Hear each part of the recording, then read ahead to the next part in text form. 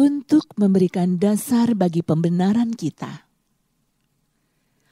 Oleh kasih karunia-Nya, kita telah dibenarkan dengan cuma-cuma karena penebusan dalam Kristus Yesus.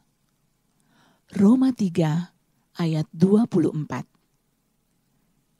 Kami yakin bahwa manusia dibenarkan karena iman dan bukan karena ia melakukan hukum Taurat. Roma 3 ayat 28. Dibenarkan di hadapan Allah dan diampuni oleh Allah bukanlah dua hal yang identik. Dibenarkan di pengadilan tidak sama dengan diampuni. Diampuni menunjukkan bahwa saya bersalah, tetapi kejahatan saya tidak dituntut atas diri saya. Dibenarkan menunjukkan bahwa saya telah diadili dan ditemukan tidak bersalah. Saya benar, saya terbukti benar.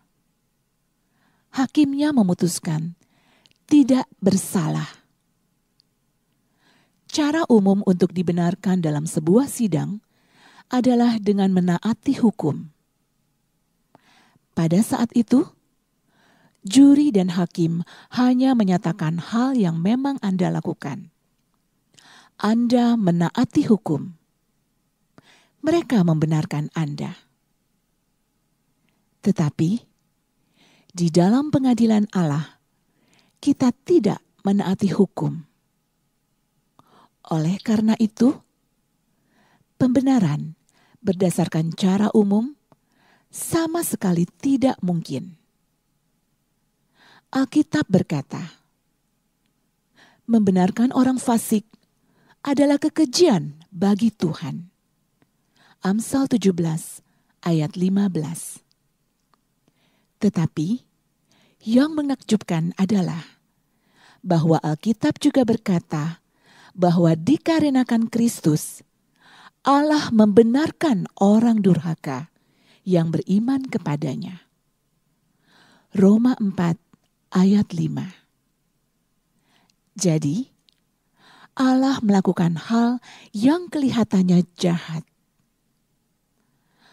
Ada dua alasan mengapa Allah tidak melakukan hal yang jahat ketika Dia membenarkan mereka yang beriman kepada Kristus.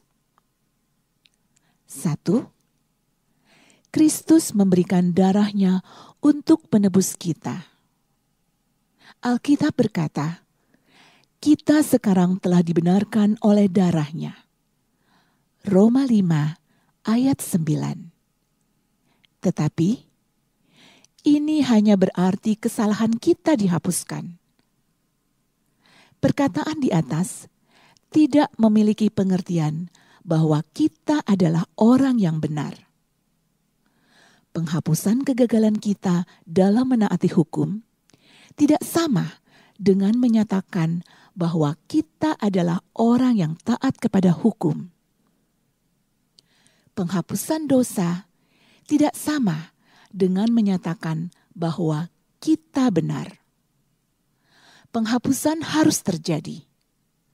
Hal ini niscaya bagi pembenaran.